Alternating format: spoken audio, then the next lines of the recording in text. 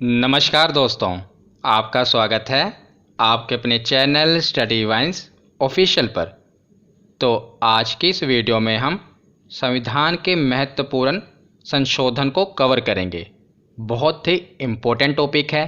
चाहे आप किसी भी एग्ज़ाम की तैयारी कर रहे हों, संविधान के संशोधन से एक न एक प्रश्न पूछा ही जाता है और अक्सर हम इस टॉपिक को छोड़ देते हैं, पर बहुत ही आसान टॉपिक है। अगर आप एनालिसिस करके और सिस्टमैटिक वे से इस टॉपिक को पढ़ेंगे तो बहुत ही आसान है।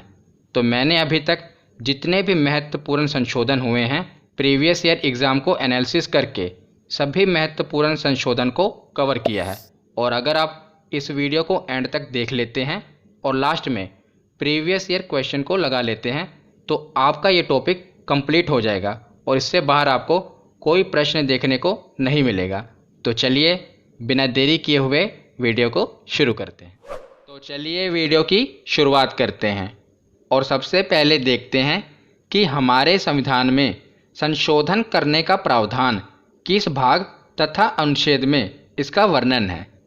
तो संविधान के भाग 20 का अनुच्छेद 368 संसद को ये शक्तियां प्रदान करता है कि वो संविधान तथा इसकी प्रक्रियाओं को संशोधित कर सकता है।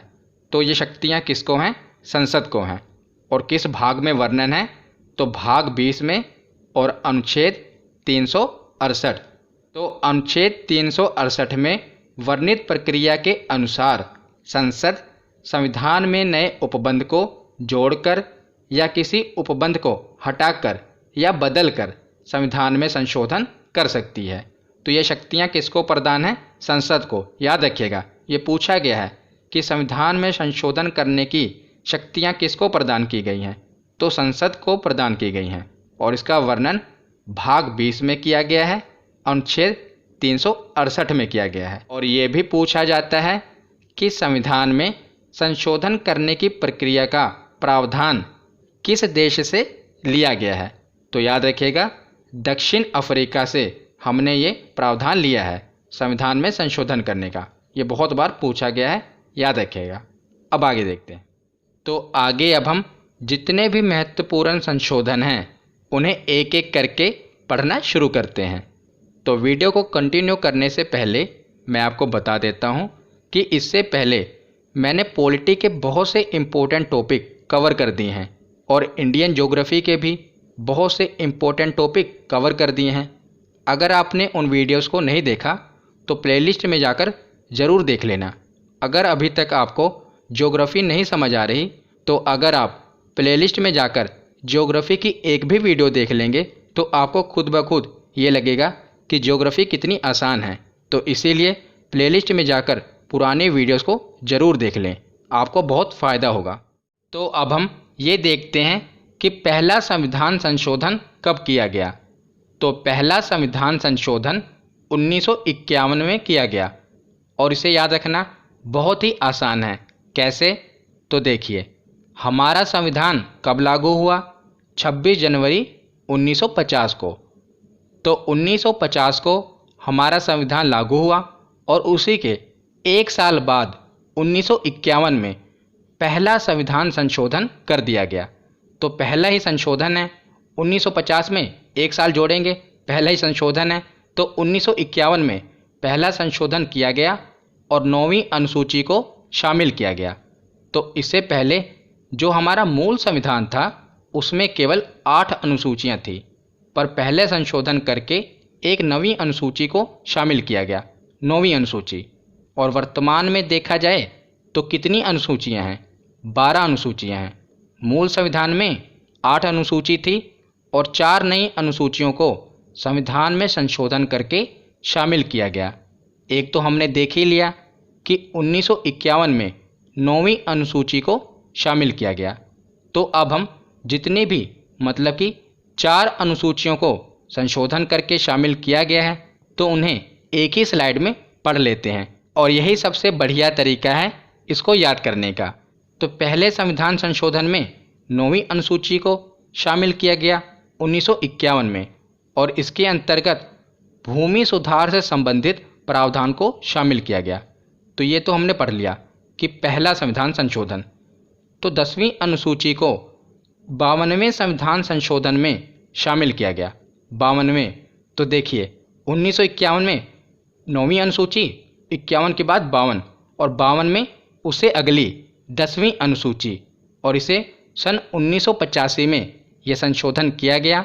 और 52वें संविधान संशोधन में राजनीतिक नेताओं के दल बदल पर अंकुश लगाया गया। तो 9वीं अनुसूची 1951 में हुई पहला संविधान संशोधन, तो उससे अगला 10वीं अनुसूची 52वें संविधान संशोधन में इसको शामिल किया गया।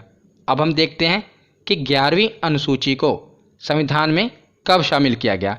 तो 73वें संविधान संशोधन में देखिए 11वीं अनुसूची और 12वीं अनुसूची, 11वीं को 73वें संविधान संशोधन और 12वीं को 74वें संविधान संशोधन। तो ये हमने पढ़ा हुआ है, 73वां संविधान संशोधन और 74वां संविधान संशोधन। इस पर मैंने डिटेल में वीडियो बनाई हुई है, आप ज़रूर देख लेना। तो देखिए पहला संविधान संशोधन 9वीं अनुसूची, 52वां संविधान संशोधन 10वीं अनुसूची, 73वां संविधान संशोधन 11वीं अनुसूची, 74वां संविधान संशोधन 12वीं अनुसूची। तो 9वें में क्या था, भूमि सुधार से संबंधित। 10वीं अनुसूची में दल बदल पर अंकुश। 11वीं अनुसूची में पंचायती राज व्यवस्था को शामिल किया गया और 12वीं अनुसूची में नगर पालिका को। तो पंचायती राज व्यवस्था मतलब कि ग्रामीण स्वशासन और नगर पालिका मतलब कि शहरी स्वशासन। इस पर मैंने वीडियो बनाई हुई है, ज़रूर देख लेना। तो इस प्रकार हमारे 4 महत्वपूर्ण संशोधन कवर हो गए। अब हम आगे देखते हैं। तो पहले संविधान संशोधन के बाद अगला महत्वपूर्ण संशोधन है 7वां संविधान संशोधन। तो अभी तक वर्तमान में देखा जाए तो 105 संविधान संशोधन हो चुके हैं, 105, पर सभी आपको नहीं पढ़ने, जो एग्ज़ाम के लिए इम्पोर्टेंट है वही याद रखने हैं। तो पहले के बाद 7वां इम्पोर्टेंट है, ये पूछा जाता है। तो 7वां संशोधन कब किया गया, 1956 में किया गया और इसमें भाषाई आधार पर राज्यों का पुनर्गठन किया गया। तो ये पूछा जाता है कि भाषाई आधार पर राज्यों का पुनर्गठन संविधान के किस संशोधन के अंतर्गत किया गया। तो 7वें संविधान संशोधन के अंतर्गत किया गया और इसे याद रखना बहुत ही आसान है। तो देखिए कैसे, मैं आपको एक हिंट बता देता हूँ जिससे आपको ये याद रहेगा। तो आपको पता है कि भारत विविधताओं से भरा हुआ देश है, यहाँ पर बहुत सी भाषाएं बोली जाती हैं। तो जब भारत बना तो इतने राज्यों को एकजुट रखना इतना आसान तो नहीं था। तो इसीलिए सभी राज्यों को एक साथ रखने के लिए हमने भाषाई आधार पर राज्यों का पुनर्गठन कर दिया। किस लिए, सभी राज्यों को एक साथ रखने के लिए। तो एक साथ, साथ से आप रिलेट करेंगे साथ, तो सभी राज्यों को एक साथ रखने के लिए, यानी कि साथ, एक साथ रखने के लिए भाषाई आधार पर राज्यों का पुनर्गठन किया गया। तो इससे आप रिलेट करके ये स्टोरी आपके दिमाग में चलेगी तो आपको ये याद रहेगा कि 7वां संविधान संशोधन किससे रिलेटेड है, भाषाई आधार पर राज्यों के पुनर्गठन से रिलेटेड। तो इस संशोधन के बाद राज्य के 4 वर्गों की समाप्ति कर दी गई और उस समय 14 राज्य और 6 केंद्र शासित प्रदेशों की स्वीकृति की गई 1956 में। तो याद रखिएगा। अब हम आगे देखते हैं। तो आगे अब हम देखते हैं। तो इन चारों संशोधन को आपको एक ही साथ याद करना है। इसी प्रकार पहले आप वीडियो को पूरा एंड तक देख लें, उसके बाद अपने हाथों से इसके नोट्स ज़रूर बनाने हैं और इसी प्रकार जैसे मैंने लिखा है इसको लिख लें। तो ये बहुत ही अच्छा तरीका है, इसे आप एक बार लिख लें, इसकी रिवीजन कर लेंगे तो आपको खुद ब खुद ये याद हो जाएगा, ज़्यादा रटने की ज़रूरत नहीं पड़ेगी। तो 10वां संविधान संशोधन, 12वां संविधान संशोधन, 13वां संविधान संशोधन और 14वां संविधान संशोधन, इन्हें एक ही साथ याद रखना है। तो पहले देखते हैं 10वां संविधान संशोधन। तो पहला संविधान संशोधन कब किया गया था, 1951 में। तो 1951 में पहला संविधान संशोधन किया गया। अगर उसमें 10 जोड़ दें तो कितना आएगा, 1961। तो 1961 में 10वां संविधान संशोधन किया गया। तो 10वें संविधान संशोधन में दादरा नगर हवेली को भारत में शामिल करके केंद्र शासित प्रदेश का दर्जा दे दिया गया। और बहुत ही इम्पोर्टेंट है, कई बार पूछा गया है कि दादरा नगर हवेली को केंद्र शासित प्रदेश का दर्जा कब दिया गया? तो 10वें संविधान संशोधन में दिया गया 1961 में। उसके बाद है 12वां संविधान संशोधन। तो 11वां नहीं करना, वो इम्पोर्टेंट नहीं है। 10वां, 12वां, 13वां और 14वां, इन चारों को करना है। तो 12वें संविधान संशोधन में गोवा और दमन दीव को भारत का केंद्र शासित प्रदेश के रूप में शामिल कर लिया गया। याद रखिएगा, केंद्र शासित प्रदेश के रूप में। ये पहले पुर्तगालियों के अधीन था, उनसे आज़ाद करवाया गया गोवा को और दमन और दीव को। तो पहले केंद्र शासित प्रदेश बनाया गया। आगे हम पढ़ेंगे कि गोवा को बाद में पूर्ण राज्य बना दिया गया, पर पहले केंद्र शासित प्रदेश बनाया गया। तो ये घटना कब हुई? अगले ही साल 1961 के अगले साल 1962 में गोवा और दमन दीव को भारत का केंद्र शासित प्रदेश बना दिया गया। और उसी साल 13वां संविधान संशोधन भी कर दिया गया और नागालैंड को भी विशेष प्रावधान अपनाकर एक राज्य का दर्जा दे दिया गया। तो नागालैंड को एक राज्य का दर्जा कब दिया गया? 1962 में, जब गोवा और दमन दीव को केंद्र शासित प्रदेश के रूप में शामिल किया गया था। तो इसी प्रकार आपको इसे रिवीजन भी करना है, जैसे मैं आपको पढ़ा रहा हूँ। तो 10वां हो गया, 12वां हो गया और 13वां संशोधन हो गया। उसके बाद है 14वां संविधान संशोधन। ये 1962 के अगले साल 1963 में किया गया और पुदुचेरी को केंद्र शासित प्रदेश के रूप में शामिल कर लिया गया। तो इसीलिए मैंने आपको ये एक ही स्लाइड में कवर करा है कि केंद्र शासित प्रदेशों को शामिल किया गया इसमें और एक राज्य बनाया गया है। तो 10वें संशोधन में दादरा नगर हवेली को केंद्र शासित प्रदेश बनाया गया, 12वें में गोवा और दमन दीव को, 13वें में नागालैंड को राज्य बनाया गया और 14वें संविधान संशोधन में पुदुचेरी को केंद्र शासित प्रदेश बनाया गया। और इसकी शुरुआत कब होती है?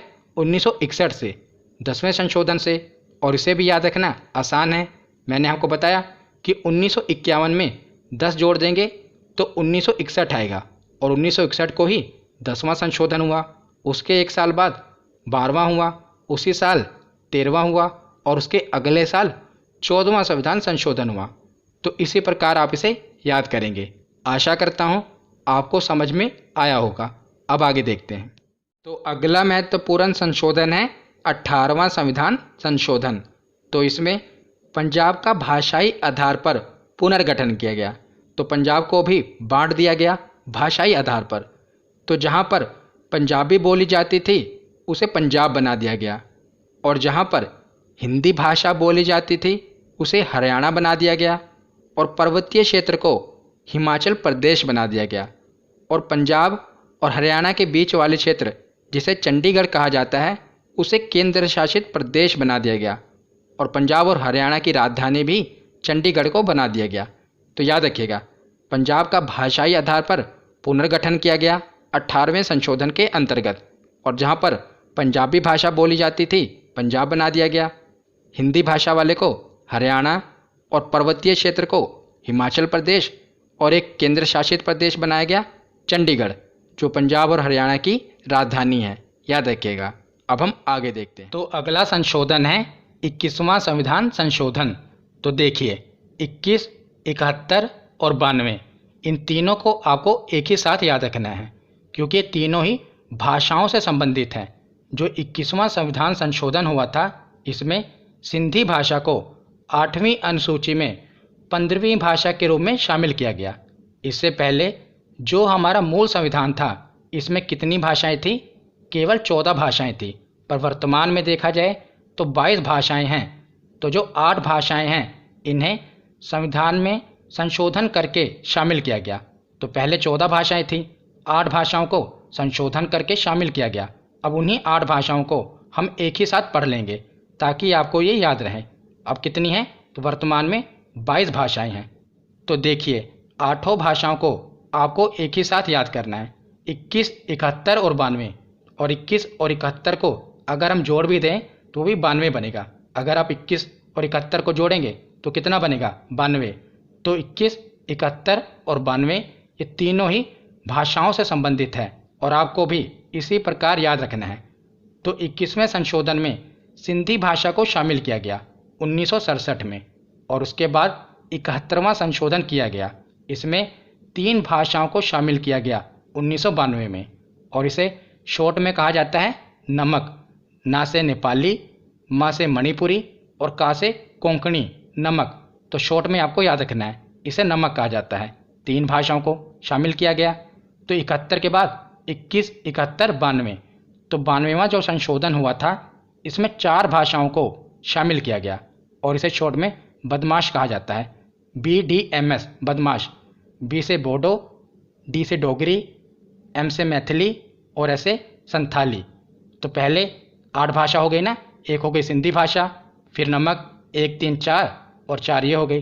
तो 8 भाषाओं को संशोधन करके शामिल किया गया। और याद रखिएगा 21, 71 और 92। तो इसी प्रकार आप इसे याद रखिएगा और शॉर्ट में भी याद रखिएगा। एक हो गई सिंधी भाषा, फिर नमक, फिर बदमाश। अब हम आगे देखते हैं। तो अगला महत्वपूर्ण संशोधन है 22वां संविधान संशोधन। ये 1969 में किया गया और इसके द्वारा असम से अलग करके एक नया राज्य बनाया गया जिसका नाम है मेघालय। तो इसे असम से अलग करके एक नया राज्य बना दिया गया। ये इम्पोर्टेंट है कि संशोधन के अंतर्गत, तो 22वें संशोधन के अंतर्गत, और इसे आप एक ट्रिक से बहुत ही आसानी से याद कर सकते हैं। 22 को आप पढ़ेंगे बारिश, 22 को रिलेट करेंगे बारिश से, और आपको पता है कि भारत में सबसे ज़्यादा बारिश कहाँ पर होती है, तो मेघालय में। और मेघालय में भी देखा जाए तो चेरापूंजी मशहूर है बारिश के लिए। तो भारत में सबसे ज़्यादा मेघालय में वर्षा होती है। और 22 को आप रिलेट करेंगे बारिश से, तो 22 को रिलेट करेंगे बारिश, और मेघालय में सबसे ज़्यादा बारिश होती है। तो इस प्रकार रिलेट करके आप याद कर सकते हैं। और अगला संशोधन है 36वां संविधान संशोधन। 1975 में किया गया और इसके अंतर्गत सिक्किम को भारत का 22वां राज्य बनाया गया। याद रखेगा, सिक्किम को भारत का 22वां राज्य 36वें संविधान संशोधन के अंतर्गत बनाया गया। अब आगे देखते हैं। तो आगे है 42वां संविधान संशोधन, मोस्ट इम्पोर्टेंट। जब एग्ज़ाम होता है तो ये संशोधन जरूर पूछा जाता है। अभी NTPC का एग्ज़ाम हुआ था, कई बार रिपीट हुआ था, तो ध्यान से इसे तो रट लेना, ये जरूर पूछा जाएगा। 42वां संविधान संशोधन 1976 में किया गया और इसके द्वारा संविधान में व्यापक परिवर्तन लाए गए। तो इंदिरा गांधी की सरकार थी, इंदिरा गांधी प्रधानमंत्री थी, 42वां संविधान संशोधन किया गया और संविधान में कई सारे प्रावधान शामिल किए गए संशोधन करके। इसीलिए इसे लघु संविधान के रूप में भी जाना जाता है। कि संशोधन को, तो 42वें संविधान संशोधन को लघु संविधान के रूप में भी जाना जाता है, याद रखिएगा। और इसके 2 प्रावधान बहुत ही ज़्यादा इंपॉर्टेंट है और कई बार रिपीट हुए हैं, इन्हीं को याद रखना। पहला प्रावधान है कि 42वां संशोधन करके जो संविधान की प्रस्तावना है, यानी कि संविधान के प्रियम्बल में 3 नए शब्द जोड़े गए। कौन कौन से? पहला समाजवादी, दूसरा पंथ निरपेक्ष और तीसरा एकता और अखंडता। ये एक ही शब्द है, याद रखिएगा, एकता और अखंडता। तो संविधान की प्रस्तावना में 3 नए शब्द जोड़े गए, समाजवादी, पंथ निरपेक्ष, एकता और अखंडता, याद रखिएगा। और दूसरा प्रावधान है, ये भी 42वां संशोधन करके शामिल किया गया। तो इसके ही अंतर्गत 10 मौलिक कर्तव्यों को भी शामिल किया गया। इससे पहले हमारे पास मौलिक अधिकार तो थे, पर हमारे मौलिक कर्तव्यों की व्याख्या संविधान में नहीं की गई थी। जब हमारे पास अधिकार हैं तो हमारा भी तो कुछ कर्तव्य बनता है अपने देश के प्रति। तो पहली बार 42वां संशोधन करके 10 मौलिक कर्तव्यों को भी संविधान में शामिल किया गया। और मैंने मौलिक कर्तव्यों के ऊपर वीडियो बनाई हुई है। मैंने जितने भी मौलिक कर्तव्य हैं सब समझाए हैं। तो अभी वर्तमान में 11 मौलिक कर्तव्य हैं और इसमें 10 मौलिक कर्तव्यों को शामिल किया गया और एक मौलिक कर्तव्य बाद में शामिल किया गया, उसे मैं आगे बताऊंगा। तो 10 मौलिक कर्तव्यों को 42वां संशोधन करके शामिल किया गया और इसका वर्णन संविधान के भाग 4A के अनुच्छेद 51A में है, याद रखेगा। तो 42वां संशोधन करके एक तो प्रस्तावना में 3 शब्द जोड़े गए और दूसरा 10 मौलिक कर्तव्यों को भी जोड़ा गया, याद रखेगा। और इसे लघु संविधान कहा जाता है। तो आगे है 44वां संविधान संशोधन। ये 1978 में किया गया। इसके अंतर्गत संपत्ति के अधिकार को मौलिक अधिकारों से हटाकर कानूनी अधिकार बना दिया गया। तो पहले जो संपत्ति का अधिकार था ये हमारा मौलिक अधिकार था, पर बाद में इसे मौलिक अधिकारों से हटाकर कानूनी अधिकार बना दिया गया। तो कानूनी अधिकार क्यों बना दिया गया, तो मैं आपको एक उदाहरण से समझाता हूँ। तो देखिए, पहले क्या होता था, मान लीजिए सरकार को कहीं पर सड़क बनानी है, तो वहाँ पर जो ज़मीनें होगी सरकार क्या करती है, अभी वर्तमान में ज़मीनें ले लेती है और मुआवजा दे देती है। पर पहले क्या था, जब ये हमारा मौलिक अधिकार था तो सरकार भी हमसे हमारा मौलिक अधिकार नहीं छीन सकती। तो कोई भी मौलिक अधिकार है वो हमसे सरकार भी नहीं छीन सकती। अगर हमारे मौलिक अधिकारों का हनन होता है तो डायरेक्ट हम सुप्रीम कोर्ट जा सकते हैं। इसीलिए सरकार ने क्या किया कि इसे मौलिक अधिकारों से हटाकर कानूनी अधिकार में डाल दिया। तो कानूनी अधिकारों को सरकार हमसे छीन सकती है। अब सरकार क्या करती है, मान लीजिए सरकार को कहीं पर सड़क बनानी है, अगर हमारी ज़मीन वहाँ पर है तो सरकार क्या करेगी, हमसे ज़मीन ले लेगी और हमें मुआवजा दे देगी। पर अब हम ये नहीं कह सकते कि हम अपनी ज़मीन सरकार को नहीं देंगे, क्योंकि अब ये मौलिक अधिकार नहीं है, कानूनी अधिकार है, याद रखिएगा। तो 44वें संविधान संशोधन से पहले अनुच्छेद 31 के अंतर्गत जो संपत्ति का अधिकार था ये एक मौलिक अधिकार था, पर बाद में संशोधन करके अनुच्छेद 301 के अंतर्गत इसे एक कानूनी अधिकार के रूप में स्थापित कर दिया गया। तो आशा करता हूँ आपको समझ आ गया होगा। अब हम आगे देखते हैं। आगे है 56वां संविधान संशोधन, ये 1987 में किया गया। इसके अंतर्गत गोवा को एक राज्य का दर्जा दे दिया गया और दमन और दीव को केंद्र शासित प्रदेश के रूप में ही रहने दिया गया। तो मैंने पीछे आपको बताया था, जो 12वां संविधान संशोधन था उसमें मैंने क्या कहा था कि गोवा और दमन और दीव को केंद्र शासित प्रदेश बना दिया गया। पर बाद में 56वां संविधान संशोधन करके गोवा को तो राज्य बना दिया गया, पर जो दमन और दीव है इन्हें केंद्र शासित प्रदेश ही रहने दिया गया, याद रखिएगा। तो अगला संशोधन है 61वां संविधान संशोधन, 1989 में किया गया। बहुत ही ज़्यादा इम्पोर्टेंट है, कई बार पूछा गया है। इसमें क्या किया गया, मतदान की आयु को 21 वर्ष से घटाकर 18 वर्ष कर दिया गया। तो पहले जो मतदान की आयु थी ये 21 वर्ष थी, अब इसे घटाकर 61वें संविधान संशोधन के अंतर्गत 18 वर्ष कर दिया गया है, याद रखिएगा, इम्पोर्टेंट है। तो आगे है 86वां संविधान संशोधन। इससे पहले 73वां संविधान संशोधन और 74वां संविधान संशोधन भी इम्पोर्टेंट है, वो मैंने आपको पहले ही बता दिया ना पहले। 11वीं अनुसूची और 12वीं अनुसूची, एक में है पंचायती राज व्यवस्था और दूसरे में नगर पालिका, वो मैंने आपको पहले ही करा दिया। तो यह है 86वां संविधान संशोधन, 2002 में किया गया। इसके दो प्रावधान आपको याद रखने हैं। एक तो है कि अनुच्छेद 21A के तहत प्रारंभिक शिक्षा को मौलिक अधिकार बना दिया गया। तो 6 से लेकर 14 वर्ष की आयु के बच्चों के लिए जो शिक्षा है उनका फंडामेंटल राइट है, यानी कि उनका मौलिक अधिकार बना दिया गया शिक्षा के अधिकार को। और उसी के साथ साथ 11वां मौलिक कर्तव्य भी जोड़ दिया गया। तो मैंने आपको पीछे बताया कि 42वां संशोधन करके 10 मौलिक कर्तव्यों को जोड़ा गया, बताया था ना। वहाँ पर क्या किया गया था, उसे लघु संविधान भी कहा जाता है। एक तो 3 शब्द जोड़े गए प्रस्तावना में और 10 मौलिक कर्तव्यों को शामिल किया गया। और मैंने आपको बताया था कि वर्तमान में 11 मौलिक कर्तव्य हैं। तो जो बचा था 11वां मौलिक कर्तव्य वो इसी संशोधन के अंतर्गत शामिल किया गया। तो जो हमारा मूल संविधान था उसमें किसी भी मौलिक कर्तव्य का वर्णन नहीं था। 42वां संशोधन करके 10 मौलिक कर्तव्य शामिल किए गए। उसके बाद 86वां संविधान संशोधन करके एक और मौलिक कर्तव्य शामिल किया गया। और वर्तमान में कितने मौलिक कर्तव्य हैं, 11 मौलिक कर्तव्य हैं। इन पर मैंने वीडियो बनाई है, आप प्लेलिस्ट में जाकर जरूर देख लेना। अब हम आगे देखते हैं। तो आगे है 100वां संविधान संशोधन।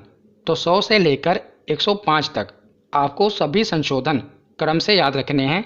ये सभी इम्पोर्टेंट हैं और बहुत ही आसान है।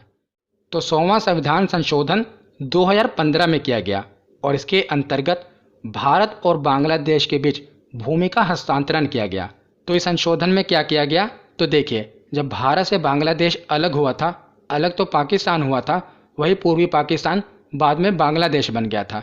तो बांग्लादेश में कुछ ऐसे गांव थे जिन्हें भारत क्लेम करता था कि वो भारत के अंडर हैं, पर वो चारों तरफ से बांग्लादेश से घिरे हुए थे। और भारत में भी कुछ ऐसे गांव थे जिन्हें बांग्लादेश क्लेम करता था कि वो बांग्लादेश के हैं, पर वो चारों तरफ से भारत से घिरे हुए थे। फिर बाद में यही संशोधन करके भारत ने और बांग्लादेश ने इन भूमि का हस्तांतरण कर लिया। मतलब कि अब जो भारत की अंतर सीमा के अंदर हैं वो भारत के गांव हैं, और जो बांग्लादेश की सीमा के अंदर हैं वो बांग्लादेश के गांव हैं।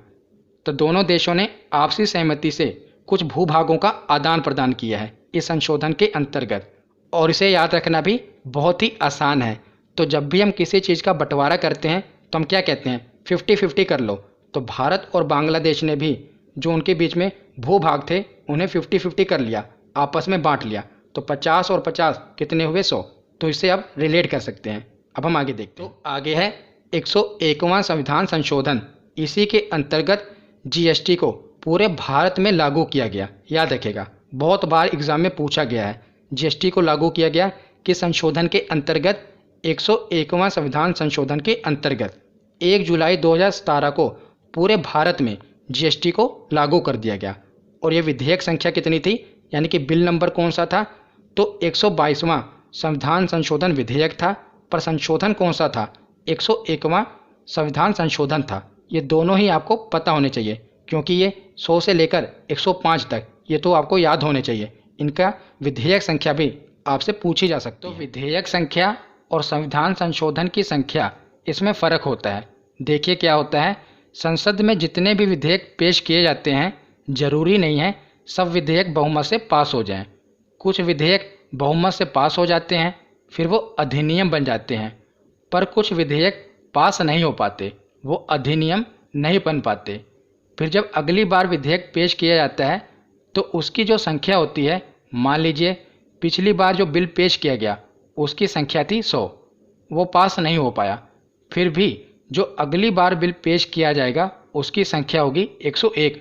भले ही पिछला बिल पास ना हो पाया हो, पर अगला जो बिल पेश होगा उसकी संख्या आगे होगी 101 नंबर। पर जब तक ये बिल अधिनियम नहीं बन जाता तब तक संशोधन की संख्या में फ़र्क नहीं पड़ेगा।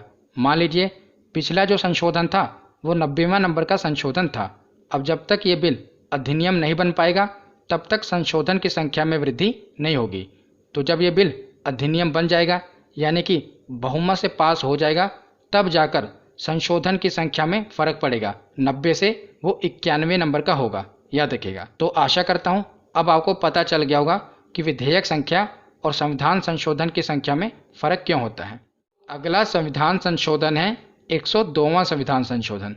इसके अंतर्गत राष्ट्रीय पिछड़ा वर्ग आयोग को संवैधानिक दर्जा दिया गया। याद रखिएगा, इम्पोर्टेंट है। इसके अंतर्गत क्या किया गया, राष्ट्रीय पिछड़ा वर्ग आयोग को संवैधानिक दर्जा दिया गया और 11 अगस्त 2018 को ये लागू हुआ।